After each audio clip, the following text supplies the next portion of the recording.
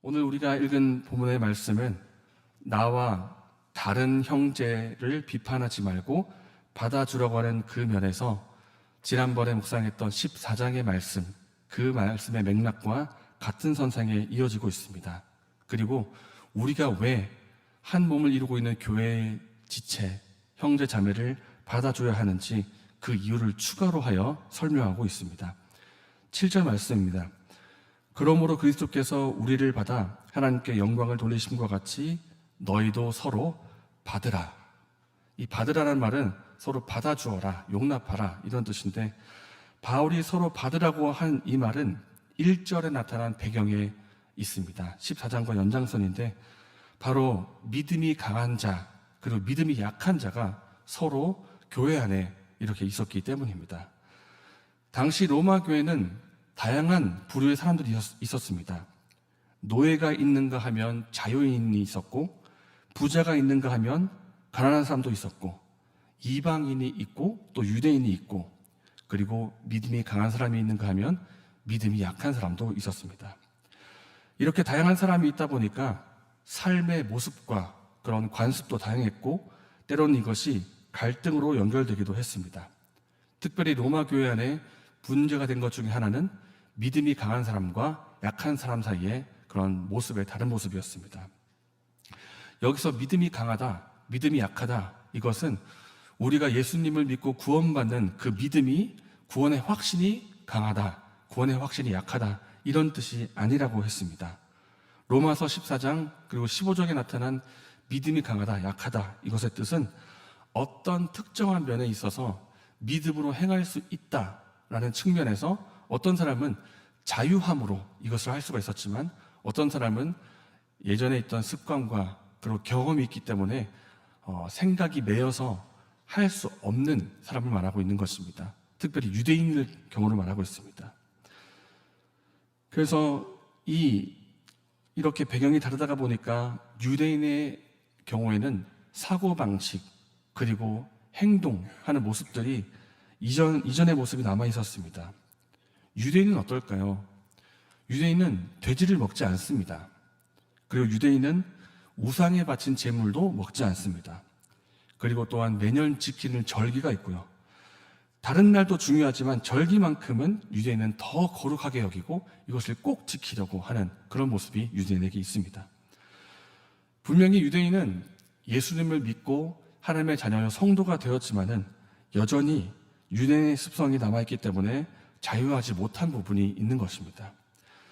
나는 돼지를 먹을 수가 없고 우상에 바쳐진 제물도 안 먹어야 될 것 같아서 안 먹고 있는데, 그런데 그 같은 교회 안에 나는 고기를 안 먹고 있는데 여기 있는 다른 사람은, 이방인은 고기를 먹고 있는 것입니다.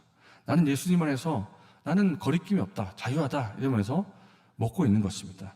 그러다가 보니까 믿음이 약한 사람은 강한 사람을 향해서 비판하고 멸시를 합니다.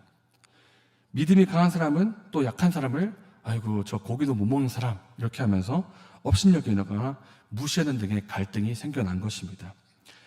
이것은 그 사람이 정말 큰 죄를 지었다, 엄청난 잘못을 지었다 이렇게 볼 것이 아니라, 복음에 담긴 진리가 있고 복음이 주는 자유함이 있는데 이 복음에 대해서 이해가 다르고, 이해가 다르기 때문에 자유함도 다른 것입니다. 여기서 온 차이가 있는데, 믿음이 약한 사람의 경우에는 복음의 진리에 대해서 제한적인 그런 이해를 가지고 있고 또 자유하지 못한 부분이 있는 것입니다.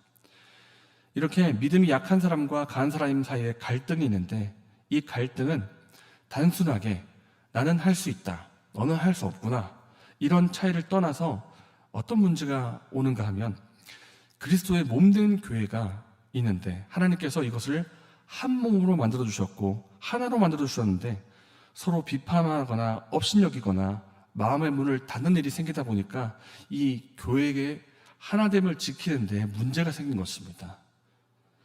이에 대해서 바울이 주는 권면은 7절 말씀 뒷부분에 서로 받아들이라, 서로 받아주라는 것입니다. 현재 믿음이 강한 사람이 있고 믿음이 약한 사람이 있고, 또 삶의 모습이 다르고, 또 복음에 대한 이해와 복음에서 가지고 올 수 있는 그런 자유함이 다른데, 이것을 서로 비판하거나 정죄하지 말고 서로 받아주라는 것입니다. 그러면서 왜 이 서로를 받아줘야 하는지 그 이유를 이제 더 자세히 말해주고 있는데, 첫 번째는 예수님이 그 이유가 되십니다. 무엇보다 예수님이 우리에게 행하신 것 중에 하나가 죄인된 우리를 받아주셨기 때문입니다. 우리는 원래 하나님 앞에서 죄인이었고 하나님 앞에 나아가기는커녕 진노와 심판의 대상이었습니다. 그런데 하나님께서 우리를 죄를 대신 짊어지시고 우리를 하나님의 자녀로 받아주셨습니다. 예수님이 우리를 먼저 받아주셨기 때문에 우리가 이전에는 감히 부를 수가 없었지만은 이제는 하나님을 아버지라 부를 수 있는 은혜를 누리고 있습니다. 예수님께서 이렇게 우리를 먼저 받아주신 것처럼 이제는 우리가 예수님 안에서 서로를 받아주라는 것입니다. 아직 먹는 것이나 절기 등에 대해서 자유한 부분이 다르고 경험이 다르고 관습이 다르지만 그럼에도 우리가 동일하게 가지고 있는 것이 있다. 그것은 예수님 안에서 구원받은 하나님의 자녀가 되었다는 것이 서로 동일하고, 또 우리가 예수님을 머리로 하여 한 몸, 한 교회를 이루고 있다는 것이 동일하다. 그러니까 한 몸 된 서로를 우리가 받아주라는 것입니다. 그러니까 왜 우리가 서로를 받아줘야 하는가? 이유가 두 가지입니다. 첫 번째는 예수님께서 우리를 먼저 받아주셨다 하는 것이고, 우리가 예수님 안에서 한 몸을 이루고 있다 하는 것입니다.